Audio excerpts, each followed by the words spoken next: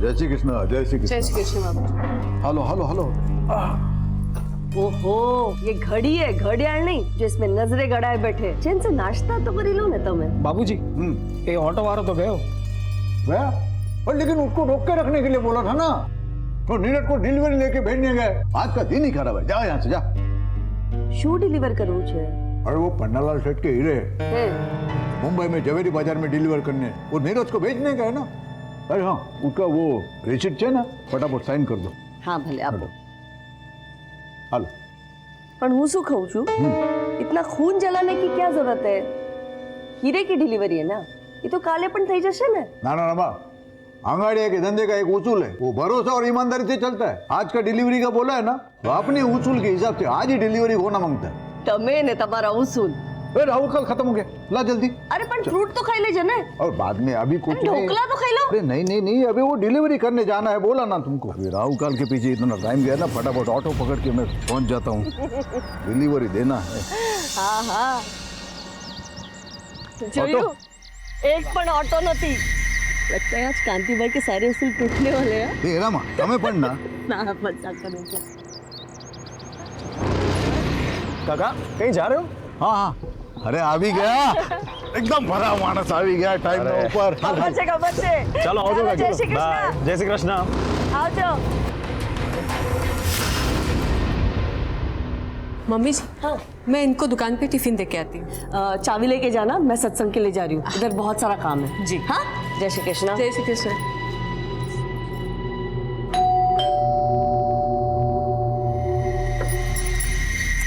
अरे हेतल, जय श्री कृष्ण मम्मी जी। कितनी देर लगा दी तूने?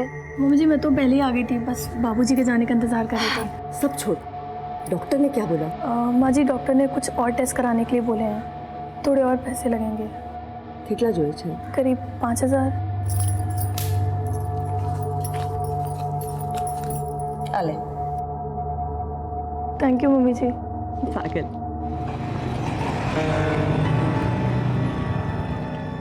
बस बस बस, बहुत बहुत धन्यवाद। भले भले, चलो आओ जाओ काका, મળીએ। हेलो, પહોંચી ગયા? हाँ पहुंच गया। हाँ नीरज हवे निकली जासे, 2 वागे ट्रेन से। जय कृष्ण हार्दिक। जय श्री कृष्ण काका। जय कृष्ण। जय श्री कृष्ण।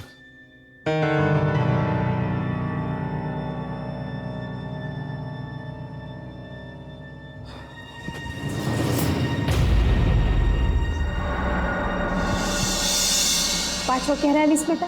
कल सुबह तक आ जाऊंगा माँ। ठीक है।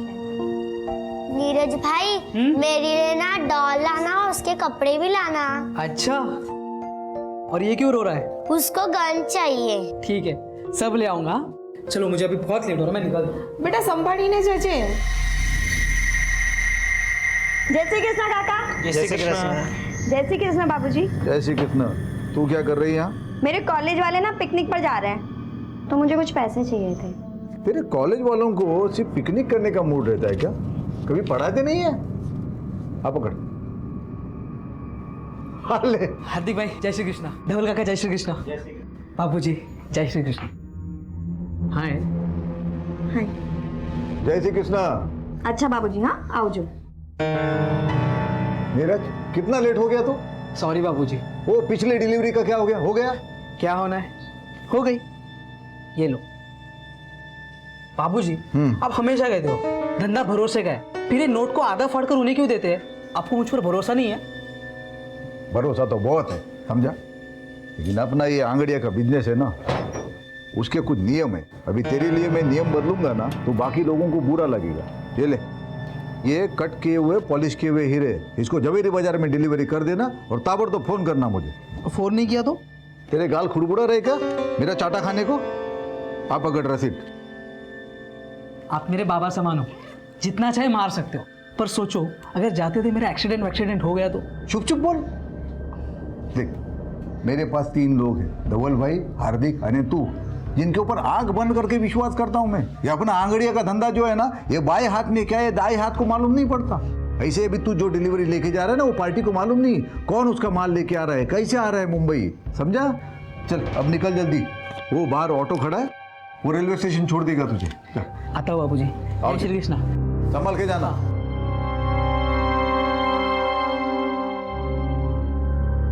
काका सूरज स्टेशन लेके चलो। हाँ ठीक से। एक काम करो, ट्रेन के लिए बहुत टाइम है। हाँ आप नवागाम लेके चलो। अच्छा ठीक से। हाँ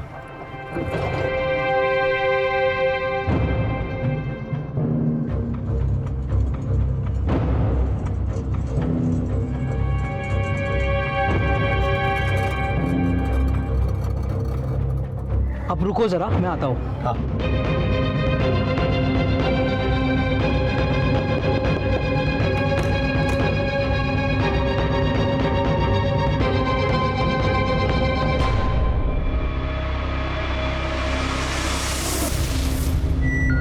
भैया सूरज स्टेशन लेना। भरोसा एक छोटा सा शब्द है, पर इस छोटे से शब्द पर पूरी जिंदगी टिकी हुई है। जब किसी का भरोसा डगमगाता है तो उसकी पूरी दुनिया हिल जाती है। नमस्कार, मैं सीनियर इंस्पेक्टर संजय बरोत और स्वागत है आपका क्राइम पेट्रोल दस्तक में। कांति सेठ एक आंगड़िया था, उसका पूरा धंधा भरोसे पर टिका हुआ था। लेकिन नीरज की हत्या से यह साफ हो गया कि कोई उन्हें धोखा देने की कोशिश कर रहा था, या फिर कोई और ही था जो यह खेल खेल रहा था।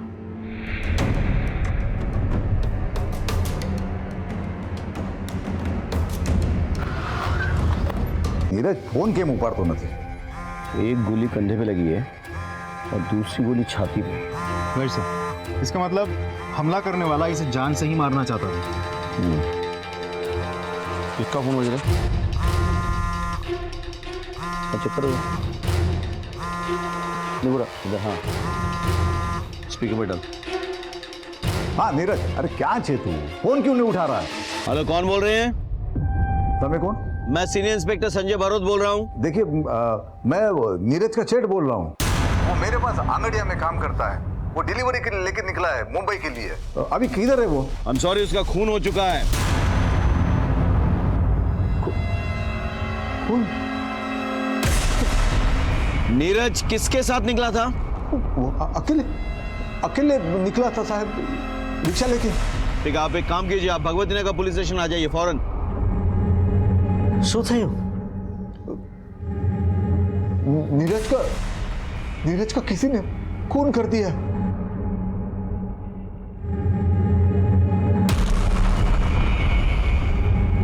अजय सर आगे सीसीटीवी चेक करो आप, हाँ? और जरा लोगों से पूछताछ करो।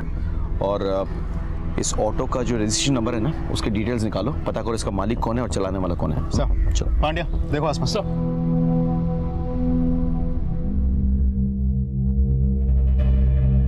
खोलो।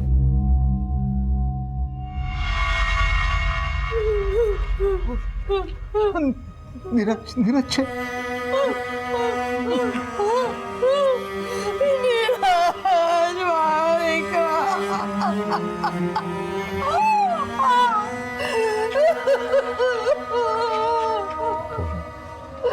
इस बात कर लीजिए। नीरज कहाँ जा रहा था? सर वो हीरे की डिलीवरी देने जा रहा था। उसने किसी से कुछ कहा था इस बारे में? किसी को घर पे किसी से?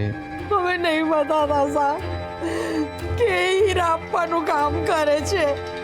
हमें तो ऐसा ही पता था कि वो एक कुरियर कंपनी में काम कर रहा है।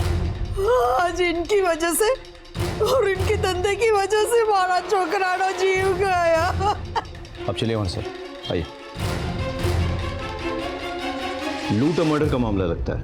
किस किस को पता था कि नीरज के पास हीरे हैं? बीजू तो मारा बे खास आदमी छे, धवल અને હાર્દિક, અને મારી પત્ની रमा। अंगाड़िया नो बिजनेस छे, वो तो उसी के नाम से चलता है, तो उसको तो सब पता रहता है। और कोई? और कोई नहीं।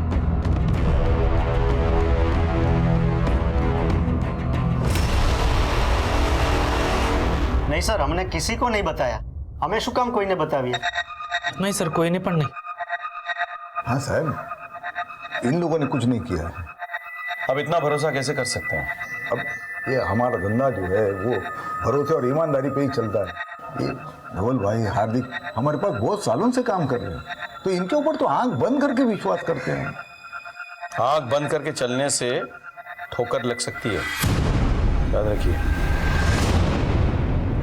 आप तो आंगड़िया बिजनेस की मालकिन है, आपको तो सब पता होगा।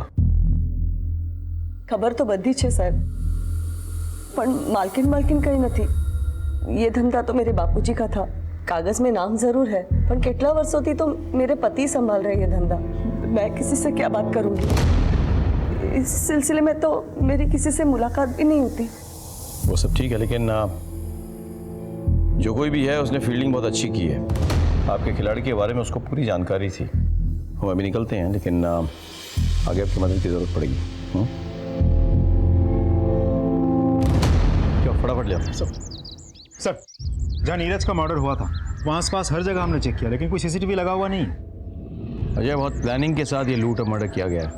किसी को अच्छी तरह से पता था कि नीरज के पास वो हीरे हैं। उसका ऑटो जब किसी सुनसान जगह पे पहुंचा तो उसे गोली मारकर वो हीरे निकाल लिए। सर, ऐसा भी तो हो सकता है इन सब में वो ऑटो वाला भी शामिल हो। करेक्ट, ढूंढो उसको, उसका मिलना बहुत ज़रूरी है। सर,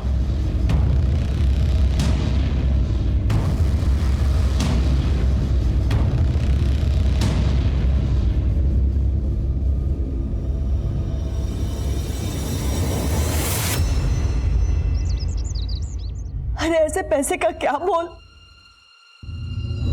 जो किसी की जान नहीं बचा सकता। हमें बस इसके बाद आप अंगड़िया का धंधा नहीं करेंगे। रमा शू बात करो छो? रमा, आंगड़िया मेरे लिए सिर्फ काम नहीं है, ये विरासत है। और याद है ना, तुम्हारे पिताजी ने मरते वक्त मेरे से कसम ली थी कि उनके धंधे को मैं ईमानदारी से बढ़ाऊंगा। वो बढ़ाया मैंने। अरे पर कोड़ा बाटे जाननी जोखिम कर सो तब आपका एक भी बेटा इस काम को आगे नहीं बढ़ाने वाला। बेटे नहीं आने वाले तो अब हमारी शू गलती है? मैंने कोशिश की थी बड़े बेटे को धंधे में लाने की। क्या किया उसने? गपला किया, नाम खराब किया मेरा। आस्तीन का साथ निकला वो। पर હું મારા નાના દીકરાને આ ધંધામાં नहीं लाવીશ। ये धंधा मेरे नाम पे है ना, तो धीरे धीरे ये धंधा मैं धवल और हार्दिक को सौंप दूंगी। पर इस धंधे की मनुष्यत मैं इस घर में नहीं आने दूंगी। मेरे को मेरा पैसा चाहिए। मारा हीरो नु शू? अरे मेरे 25 लाख का क्या होगा? शर्म नहीं आती पन्ना लाल से पैसा मांगते हो? तुम्हारे हीरो के चक्कर में मेरा आदमी मारा गया। मेरे को मेरा पैसा चाहिए किसी भी तरह से, नहीं तो उसके बाद में जो होगा मेरी कोई जवाबदारी नहीं होगी।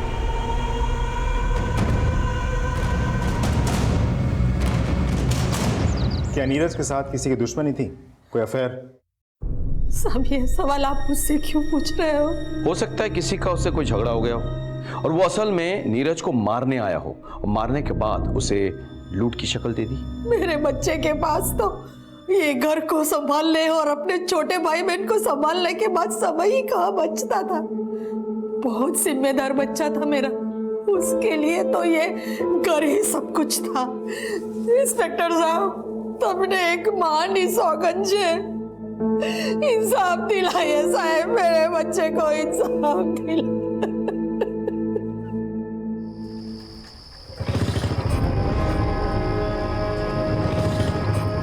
कौन हो तुम लोग? ये क्या कर रहे हो?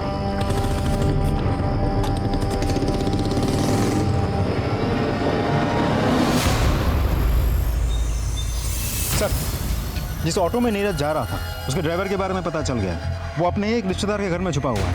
उठा के ले उसे। सर, रमा, तूने हीरो की डिलीवरी के बारे में किसी को कुछ बताया था? वैसे तो किसी के साथ बात नहीं की। याद करो। हाँ, ये दिवसे हेतल आवेले घरे ने, शायद मुंह से कुछ निकल गया होगा। आज तो इतना परेशान थे, एक अर्जेंट डिलीवरी थी उनकी। श्रीनाथ जी, तो तुम शामिल थे इन सब में? हाँ? साहब, मैं कहीं नहीं थे साहब। वो तुमने साचे साचो कहूँ साहब। उस दिन एक लड़का मेरे ऑटो में बैठा। काका, सूरज स्टेशन लेके चलो। लेकिन ट्रेन थोड़ा लेट था ना, तो बोला मेरे को दूसरे के घर पे जाना है, उधर मेरे को छोड़ो। एक काम करो, ट्रेन के लिए बहुत टाइम है, आप नवागाम लेके चलो। तो मैं तो उधर छोड़ा उसको। 15-20 मिनट में उसकी राह देखा, फिर वो आया, बोलते अभी मेरे को सूरत स्टेशन ले चल। भैया, सूरज स्टेशन लेना। फिर हम लोग रास्ते में आ रहे थे ना, तो किसी ने उसको मार दिया। किसके घर छोड़ा था तुमने उसे?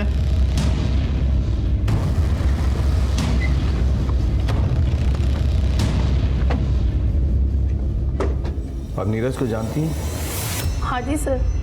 बचपन से जानते हैं एक दूसरे को हम। वो कल आपसे मिलने आया था। आया था सर। उसकी बदकिस्मती थी कि मुझसे मिलकर जाने के बाद किसी ने उसकी जान ले ली। काश कि वो यहाँ ना आया होता, सीधा स्टेशन चला जाता तो बच जाता सर। वो क्यों मिलने आया था कल आपसे? सर वो मुंबई जा रहा था, मेरा मायका भी मुंबई में ही है, तो बस पूछने आया था कि घर वालों के लिए कुछ सामान लेकर जाना है या वहां से कुछ लाना है। कांति सेठ को जानती हैं आप? वो मेरे ससुर जी है, मैं उनकी बड़ी बहू हूँ।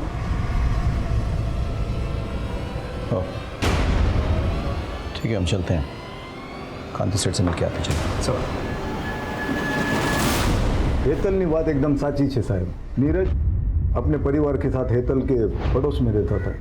उन दोनों में एकदम भाई बहन का रिश्ता था। तो आप कह रहे हैं कि हेतल का इन सब से कोई लेना देना नहीं है? नहीं साहब, ऐसा नहीं है, हो भी सकता है। कैसे? हेतल का पति मेरा बेटा कल्पेश है। आप अपने बड़े बेटे कल्पेश पर खून का इल्जाम लगा रहे हैं, कोई खास वजह? सूखी दो। पापा मैं सारा कैश लेकर जा रहा था और रास्ते में मुझे गुंडे मैंने बहु मारी पापा, और सारा पैसा भी लेकर गया वो। मुझे तो कल्पेश की बात पे बिल्कुल विश्वास नहीं था, और फिर एक दिन मैंने उसको जुआ खेलते हुए पकड़ा। पापा पूछे झूठ बोला तुम्हारे साथ है? हाँ, आप पैसा भाड़ा मेहनत ना पैसा छे, अपना धंधा ना पैसा छे, और अपना धंधा भरोसे पे चलता है। लोगों का भरोसा तोड़ के बाप का नाम मिट्टी में मिलाना चाहता है तू। आज से तारा हमारा रिश्ता खत्म।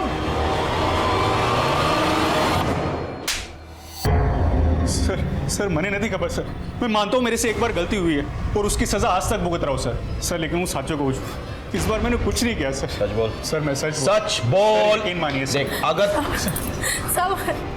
सच बोले, उन्होंने कुछ नहीं किया साहब।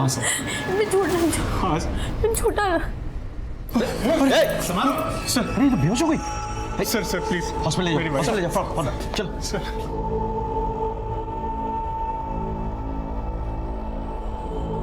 इनका कोई रिश्तेदार है यहाँ पे? नहीं, फिलहाल तो अभी कोई नहीं है। वैसे हुआ क्या डॉक्टर साहब? ये माँ बनने वाली है। ठीक है, आप एक नंबर नोट कर लीजिए, 444। क्या हेतल मां बनने वाली है? भाई कपाल ने मेरी सुन ली। वकील साहब, कल्पेश की जल्द से जल्द जमानत करवा दो। पैसे की चिंता मत करो, जितने लगेंगे मैं सब दूंगी। माँ, वो कल्पेश भाई बाहर खड़े हैं। थैंक यू सो मच माँ, thank you so much. Thank you मने नहीं, अपने बीवी को बोल, माँ बनने वाली है वो। अगर अपनी जिम्मेदारी का जरा भी ख्याल है ना तुझे, तो जाके पहले उसका ख्याल रखना। ठीक है माँ।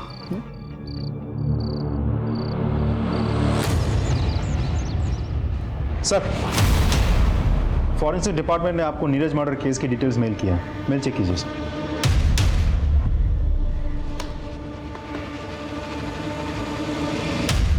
इस रिपोर्ट के मुताबिक नीरज को 2 अलग अलग गन से शूट किया गया था।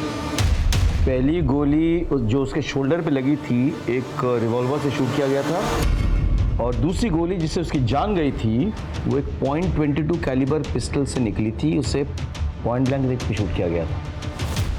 यानी क्लियर है सर, लेकिन एक मामूली से अंगाड़ी या कुरियर वाले लड़के को मारने के लिए 2 गन्स का इस्तेमाल किया गया है। बात कुछ हजम नहीं हुई सर। रमा, तूने कल्पेश की जमानत करवाई? हाँ। क्यों?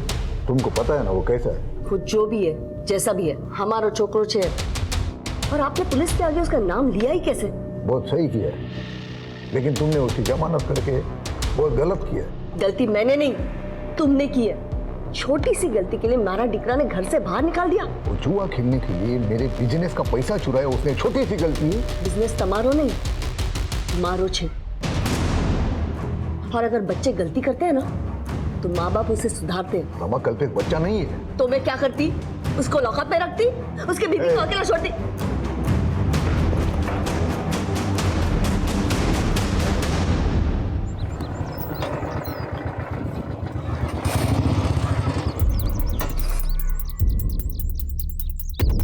क्या क्या सेठ, क्या समझा था? अपने बाप का पैसा हजम कर जाएगा? पन्नालाल सेठ का पैसा वापस कर। ये देख, तेरी बेटी का दुपट्टा। अभी तो ये दुपट्टा उतारा है, अगर पन्नालाल सेठ का पैसा वापस नहीं दिया ना तो अगली बार कुर्ता उतारूंगा, समझा?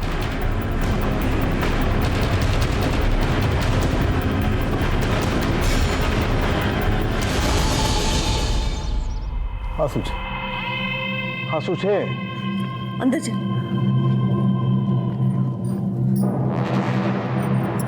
उसको कहूँ छू, उसको सारे पैसे दे दो ना, झंझट खत्म हो जाएगी। आखिर अपने बेटी का सवाल है। ये पन्नालाल की धमकियों से डर के मैं अपने धंधे के उसूल नहीं बदलूंगा, कभी नहीं।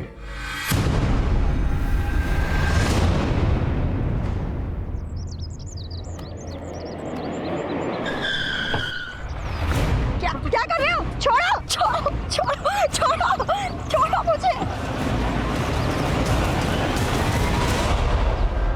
दया, तुम जरा पता करो कि हाल फिलहाल एक रिवॉल्वर और एक .22 कैलिबर पिस्टल किसने खरीदी।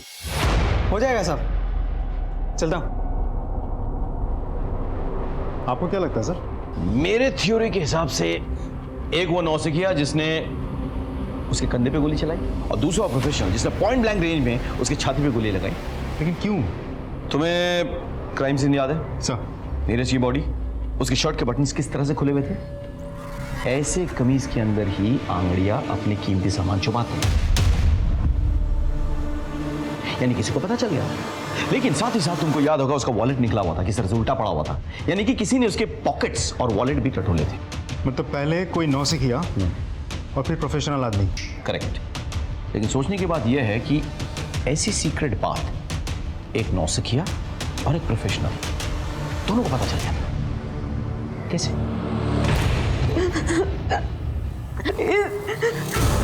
प्लीज जाने दो, प्लीज जाने दो। चुप, बिल्कुल चुप। प्लीज जाने दो।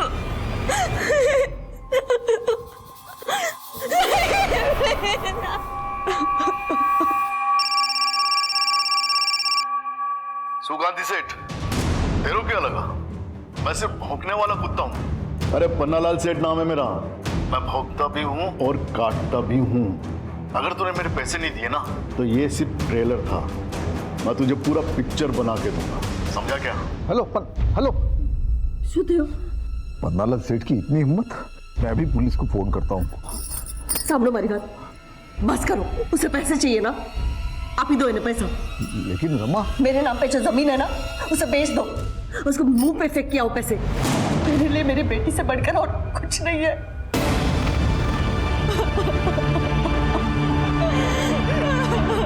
अक्सर लड़कियों के साथ हुए मोलेस्टेशन, छेड़खानी, यहां तक कि बलात्कार जैसे संगीन अपराध में भी लोग पुलिस तक नहीं आते। यह सरासर गलत है। अगर पुलिस को अपराध के बारे में पता नहीं चलेगा तो वो अपराधियों तक कैसे पहुंचेंगे, कैसे उन्हें सजा दिलवाएंगे? कांति सेठ और रमाबेन ने भी पारुल के मोलेस्टेशन के बारे में पुलिस को नहीं बताया। उधर नीरज के मर्डर केस में किसी के खिलाफ हमें कोई सबूत नहीं मिल रहा था। हम इन्हीं चीजों में उलझे हुए थे कि अचानक कुछ ऐसा घटा जिसने इस केस की दिशा पलट दी।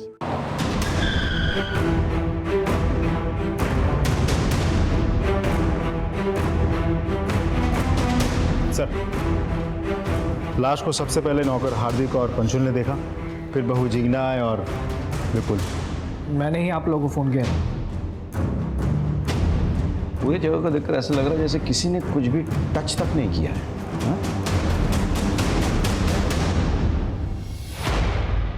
मौत तो गला दबाने से हुई है। और घर पे कोई फोर्स एंट्री भी नहीं हुई सर। यानी कि जो भी आया था वो पहचान वाला था, तभी दरवाजा खोला गया था। घर में कुछ मिसिंग है? जी सर, 15 लाख रुपए। 15 लाख कैश? घर में क्या कर रहा था? जी वो बाबूजी ने किसी को डिलीवरी देने के लिए रखवाए थे। एक काम करो जी सर, आस पड़ोस से पता करो किसी ने किसी को यहाँ आते हुए देखा था या नहीं। सर, आपने कुछ सुना? जी नहीं, दोपहर में तो यहाँ पे सन्नाटा छाया रहता है। कई लोग सत्संग में चले जाते हैं और बाकी बच्चे लोग सोए रहते हैं। आपने लड़ाई झगड़ा या कोई चीखने की आवाज़ सुनी? नहीं साहब, हमने कोई आवाज़ नहीं सुनी। ठीक सर, हम दोपहर को यहाँ आए थे, रमा बहन के साथ सत्संग में जाने के लिए, लेकिन दरवाजा लॉक था, तो हमें लगा कि वो सत्संग में होगी, इसलिए हमें जता रहा। पारुल कहाँ है? बाबूजी और पारुल अहमदाबाद गए हैं। एक बात बताइए, ये हार्दिक और पंशुल पे आपको कोई संदेह है?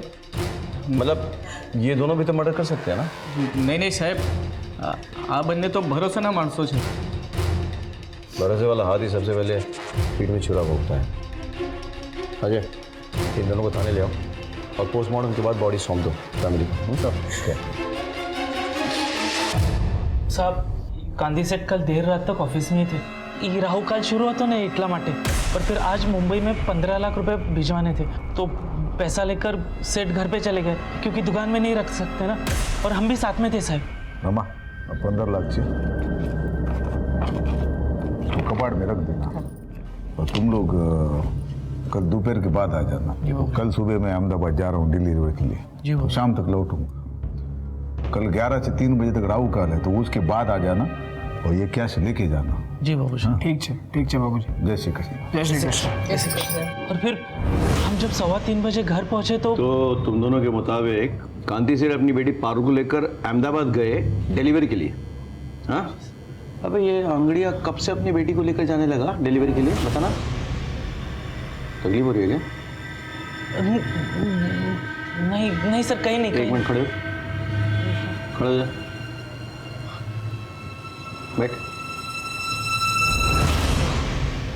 मुझे चेक करो जरा। खड़ो जा, खड़ो।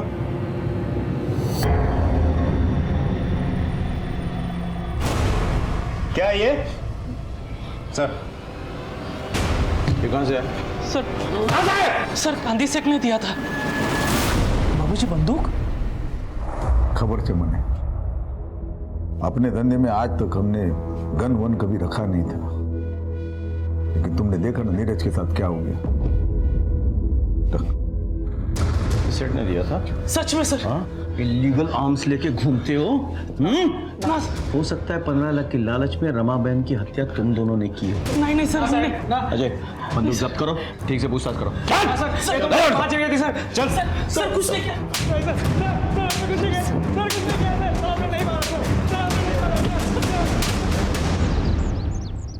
सर डोंट वरी, मैं करवा दूंगा।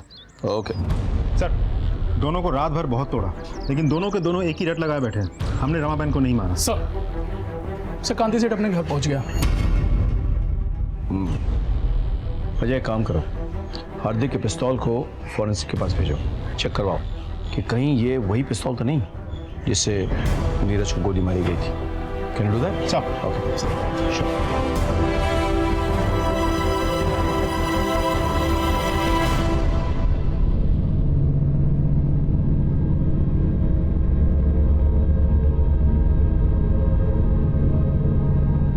आपको किसी पे शक?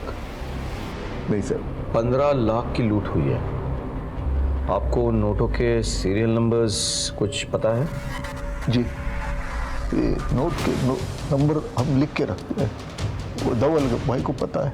Serial number? 1 minute sir. हाँ, ये रहा। B325 थी, G927। ये पैसे आपने दिए थे डिलीवरी के लिए? हाँ सर, हमने दिए। इसी सीरियल नंबर के नोट्स थे? Yes sir. Serial number confirm कर लिया है, इसी नंबर के नोट्स थे। गुड। एक बात बताइए, हार्दिक को गन आपने दी थी? जी। कहाँ से मिली है गन आपको? एक आदमी है, वो सप्लाई करता है। कौन आदमी? सलाउद्दीन। सलाउद्दीन के बारे में पता करो, और इन नोटों के जो सीरियल नंबर्स हैं ये हर जगह सर्कुलेट करो। सर, आप अहमदाबाद गए थे ना डिलीवरी के लिए? अपने साथ अपनी बेटी पारुल को क्यों लेके गए थे आप? वो उसके बुआ के घर छोड़ने गया था अहमदाबाद में। कोई खास वजह? मैं आपसे कुछ पूछ रहा हूं।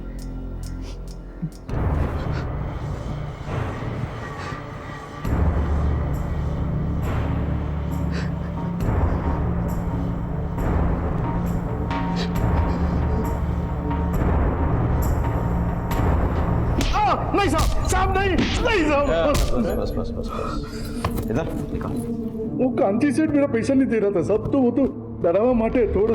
और उसके बाद तूने रमाबेन को मार डाला? नहीं साहब नहीं, मैंने रमाबेन को नहीं मारा साहब। नहीं मारा तूने? नहीं मारा। इसकी इतनी धुलाई करो कि इसके मन का मैल धुल जाए। बस। नहीं साहब नहीं, छोड़ दो साहब, छोड़। सर हमने सलाउद्दीन के अड्डे पर छापा मारा, लेकिन वो फरार है। अड्डे पर कोई नहीं मिला सर। सर रमाबेन की पोस्टमार्टम रिपोर्ट आ गई है। सर उसे गला दबा के मारा गया था, और गला दबाने के बाद उंगलियों के निशान भी मिटा दिया गया था। सर एक बात तो साफ है, जिस तरीके से गला दबाया गया है वो देख के तो लगता है मारने वाला कोई प्रोफेशनल नहीं था। रमाबेन नॉर्मली रोज दोपहर 12:30 बजे सत्संग के लिए जाती थी, और लगभग उसी वक्त उनकी छोटी बहू जिग्ना टिफिन लेकर अपने पति की दुकान जाती थी। जी सर, मैं उस दिन भी करीब 12:30 बजे निकली थी, लेकिन मम्मी जी किसी का इंतजार कर रही थी, शायद पंशुल और हार्दिक का। तो आप पहले से जानती थी कि कोई पैसा लेने आने वाला है? नहीं सर, मने नहीं खबर। मुझे तो अभी पता चला जब ये सारी बातें सुनी। मम्मी जी ने भी मुझे कुछ नहीं बताया था। मैं माँ के बगैर क्या करूंगा? हर कदम पर माँ ने मेरा साथ दिया था। माँ ने मेरे लिए नया टिफिन खरीद के उसमें मेरी पसंद के छोले बना कर दिए थे। किसने सोचा था कि वो आखिरी बात। सर कुछ समझ में नहीं आ रहा है कि दोनों केसेस एक दूसरे से जुड़े हुए भी हो सकते हैं, अलग अलग भी। अलग अलग हो सकते हैं, लेकिन मोटिव एक ही है, पैसा। पहले वाले केस में भी एक किलर नॉन प्रोफेशनल था, और दूसरे में भी। तुमने घर वालों को ट्रैक किया है ना? ट्रैक किया सर, लेकिन कुछ सस्पिशियस नहीं मिला, सब कुछ नॉर्मल है।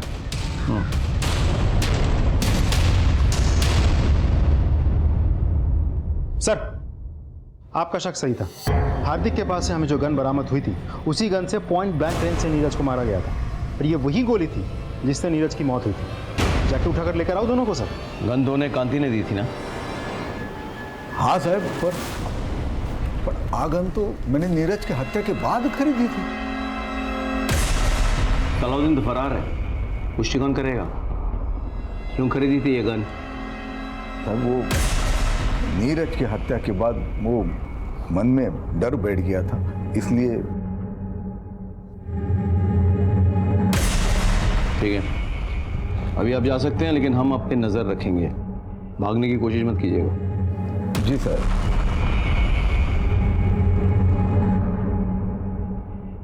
सर इस कांति पे शक है? अजय, हमारे प्रोफेशन में शक करना कोई गुनाह नहीं है, बल्कि शक ना करना गुनाह है। कई बार जिस पे हमें शक ना हो वो असली अपराधी साबित हो चुका है। सर पन्नालाल का वकील हाईकोर्ट से बेल पेपर लेकर के आया। जाने दो उसे, लेकिन उसमें नजर रखना और कॉल रिकॉर्ड चेक करना। सर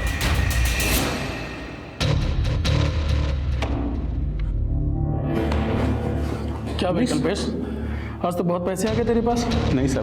लेके चलो इसको।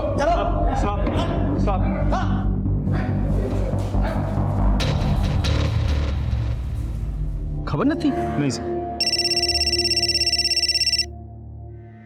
हाँ बोलो। सर हमने एक जुए के अड्डे पर छापा मारा है। यहाँ पर हमें उसी सीरीज के नोट्स मिले हैं जो कांति सेठ के घर से गायब हुए थे। सारे जुआरी पकड़े गए? Yes sir. सबको उठा के ले आओ और अड्डे के मालिक को भी ले आओ। ठीक है सर।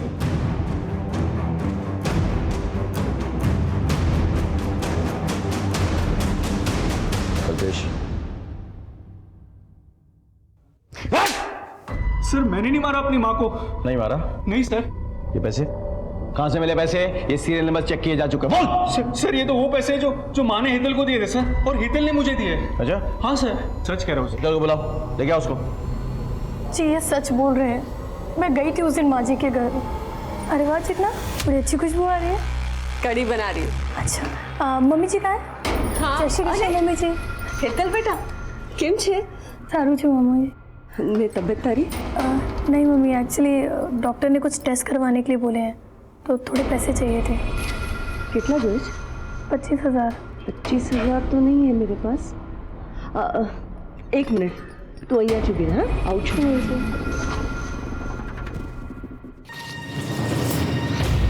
25,000। थैंक यू मम्मी जी। तेरे बापूजी ने 15 लाख रखवाए थे मेरे पास डिलीवरी के लिए, उसमें से निकाल के दे रही हूँ। पर मम्मी जी बापूजी को पता चला तो? अब मैं सत्संग जा रही हूँ ना, तो आती वक्त ATM से निकाल दूंगी और रख दूंगी इसमें। और वो पैसे लेके मैं वहाँ से चली गई। ये बात तुमने हमें पहले क्यों नहीं बताया? मैं डर गई थी सर, मुझे लगा कहीं आप लोग मुझ पर और मेरे पति पर ही शक न करने लगे। झूठ बोल के तुमने हमारा शक और गहरा कर दिया है। अब मैं बताता हूँ तुमने क्या किया और कैसे किया। घर में 15 लाख कैश है, ये तुमने अपने लालची पति को बताया। फिर इसने तुम्हारे साथ मिलकर अपनी माँ की हत्या कर डाली और वो सारे पैसे हड़प लिए। नहीं सर, मैं सच बोल रही हूँ, वो पैसे मुझे माँ जी नहीं दिए थे, हमने कुछ नहीं किया है। प्लीज सर विश्वास कीजिए। सच और झूठ का तो पता चल जाएगा। जाओ जाके इनके घर की चेकिंग करो। देखो सारा पैसा जुए में खर्च कर दिया या कुछ कैश बाकी है? जाओ।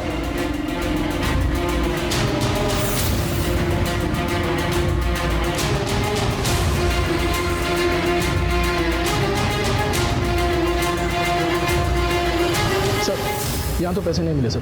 ठीक है तो वापस आ जाओ।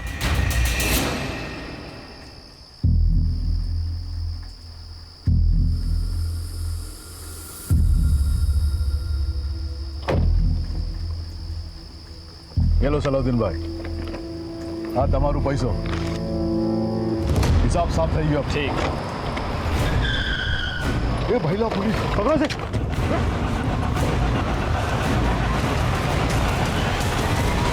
इनके सीरियल नंबर्स मैच करो कांति सेठ के घर से लूटे हुए पैसे के साथ। नहीं सर, ये अलग नंबर के नोट्स हैं। आयुषो? Yes sir. डालो दोनों के अंदर, ले जाओ। ठीक है ठीक है ठीक है ठीक है। साहब मैंने सलाउद्दीन से 25 लाख रुपए लिए थे साहब, और अगले ही हफ्ते नोटबंदी हो गई साहब, तो मेरा सारा पैसा डूब गया। और ऊपर से सलाउद्दीन ये मेरे को रोज धमकी देता था, पैसा वापस दे पैसा वापस दे। साहब मैं पैसा कहाँ से लाता साहब? साहब मैं पहले ही समझ गया था, ये सीधे सीधे मेरा पैसा तो देंगे नहीं, तो सर हम दोनों ने मिलकर एक प्लान बनाया। अब पन्ना लाल ने कांति को 25 लाख के हीरे दिए थे, तो हम दोनों के बीच बात ये तय हुई कि जो हीरा लेने आएगा, डिलीवरी देने जाएगा, उसको हम मार देंगे, उसको लूट लेंगे और कांति सेठ से भी हर्जाना वसूल करेंगे। लेकिन जब तक हम नीरज को मारते उससे पहले ही वहाँ कोई और पहुँच गया और उसने उसको गोली मार दिया। और उसके बाद तुमने रमाबेन को मार डाला और 15 लाख रुपए ऐंठ लिया। नहीं रमाबेन को हमने नहीं मारा साहब, 25 लाख रुपए तो रमाबेन ने हमको दिए थे। पन्नालाल सेठ, मैंने अपनी पुश्तैनी जमीन बेचने को दी है इन्हें बिना बताए हुए। ये इसके बानू के 25 लाख है। मेरे बेटी को और मेरे परिवार को तंग करना बंद करो अब। झूठ बोल रहे हो तुम लोग, और पैसे की लालच में तुमने रमाबेन को मार डाला। नदी सर नदी। नीरज की खून की गुत्थी तो सुलझ चुकी थी, लेकिन रमाबेन के मर्डर की गुत्थी को हम जितना सुलझाने की कोशिश करते वो उतनी उलझती जा रही थी। हम एक डेड एंड पर पहुंच चुके थे, पर इतना तो पक्का था कि इन सब में कोई और भी शामिल था जिसने नीरज पर भी पहली गोली चलाई थी। मुझे यकीन था कि उसी ने रमाबेन की भी हत्या की। साहब आजा, बड़ी देर कर दी आने में। आप साहब अच्छे काम में वक्त तो लगता ही है ना। कुछ पता चला? हाँ सर, जिन गन से नीरज पर गोलियां चलाई गई थी ना, उनमें से एक गन तो सलाउद्दीन के आदमी ने खरीदी थी। और दूसरी गन। सर ये सब कुछ थोड़ा अजीब नहीं लगता आपको? स्टेप बाय स्टेप चलते हैं। देखो, कांति सेठ के बयान के मुताबिक वो वारदात से पहले वाली रात अपनी बेटी पारुल के साथ अहमदाबाद गए थे डिलीवरी के लिए, और पारुल को अपने रिश्तेदार के घर छोड़ने के लिए। उनके जाने से पहले हार्दिक और पंशुल कांति सेठ के घर आए, डिलीवरी के 15 लाख रखवाने। अगले दिन 3 बजे के बाद हार्दिक और पंशुल आने वाले थे वही 15 लाख उठाने के लिए, लेकिन उनके आने से पहले रमाबेन की मौत हो चुकी। और इस बीच हेतल घर में आती है और रमाबेन से पैसे मांगती है। हाँ सर, और उस वक्त जिग्ना अपने किचन में कड़ी और चावल बना रही थी अपने पति की टिफिन के लिए। रमाबेन 15 लाख के बैग से 25,000 रुपए निकालती है और हेतल को देती है। और 2:15 बजे हार्दिक और पंशुल घर पर आए और रमा को मरा हुआ पाया। सर इस केस में कुछ तो खटक रहा है, पता नहीं क्यों ऐसा लग रहा है कि इस पहेली में कोई तो कड़ी मिसिंग है। कड़ी नहीं, कड़ी मिसिंग है। दोनों बयान पढ़ो। माँ ने मेरे लिए नया टिफिन खरीद के उसमें मेरी पसंद के छोले बना कर दिए थे। मैं गई थी उस दिन माँ जी के घर। अरे वाह चिकना, बड़ी अच्छी खुशबू आ रही है। कड़ी बना रही हूँ।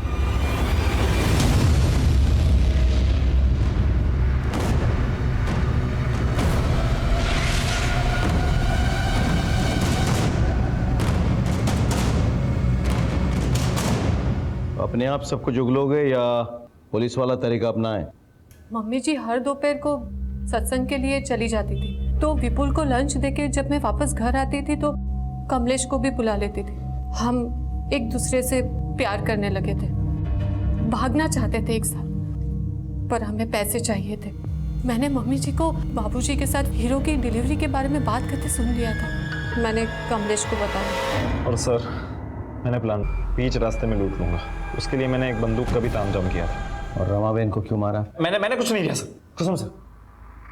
मैं जानती थी कि घर में कुछ कैश है। तेरे बापूजी ने 15 लाख रखे थे मेरे पास डिलीवरी के लिए। जैसे ही मम्मी जी सत्संग के लिए निकले, मैंने कमलेश को फोन किया। हम लोग कैश लेके निकलने ही वाले थे कि मम्मी जी वापस आ गए। मम्मी क्या चल रहा है सब? मम्मी जी,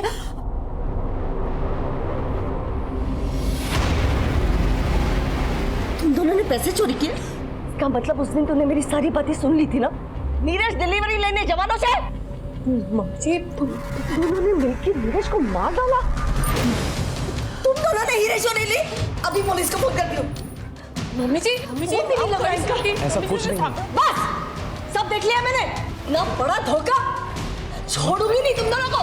बोले बेन, जय श्री कृष्ण रमा बेन, क्या सत्संग में नहीं चलना है? बहन, उसे माफ कर दीजिए, उसने कुछ नहीं किया बहन। अरे इसी ने सब कुछ किया है। बच्चा लाने तुम्हारी लड़की। उसे कड़ी से कड़ी सजा दो। हमारी बेटी ऐसा नहीं कर सकती।